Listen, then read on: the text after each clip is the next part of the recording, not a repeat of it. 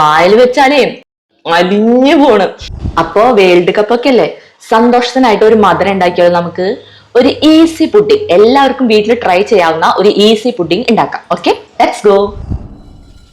ആദ്യം തന്നെ പഞ്ചസാര കുറച്ചെടുത്തതിന് ശേഷം അത് കാരമലൈസ് ചെയ്യാം. പഞ്ചസാരയിലേക്ക് കുറച്ച് വെള്ളം ഒഴിച്ചതിന് ശേഷം നല്ലോണം ചൂടാക്കുക.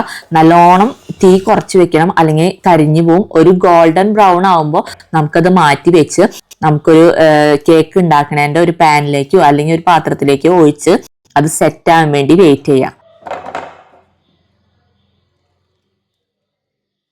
അതിനുശേഷം വീണ്ടും പാൻ ചൂടാക്കിയിട്ട് അതിലേക്ക് പാൽ ഒഴിച്ചിട്ട് 2 ബണ്ണ് ഇടാം.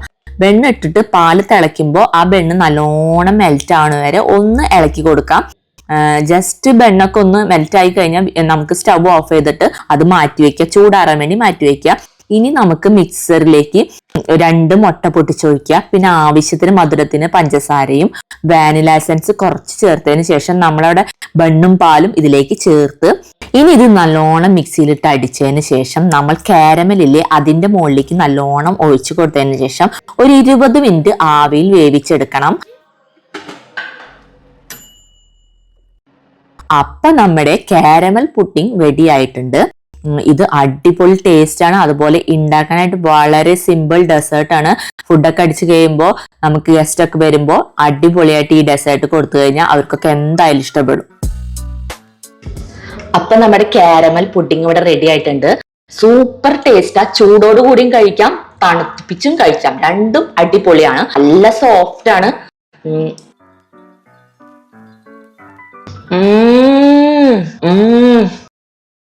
സൂപ്പർ കിടു. വായിൽ വെച്ചാലേ അലിഞ്ഞു പോണ്, അത്രയ്ക്ക് സോഫ്റ്റ് ആണ്. ഇത് തണുപ്പിച്ച് കഴിച്ചാൽ ഒന്നും കൂടി അടിപൊളിയാണ്. എനിക്ക് അതിനുള്ള ക്ഷമ ഇല്ലാത്തതുകൊണ്ട് മാത്രമാണ്. അടിപൊളി ടേസ്റ്റ് ആണ്.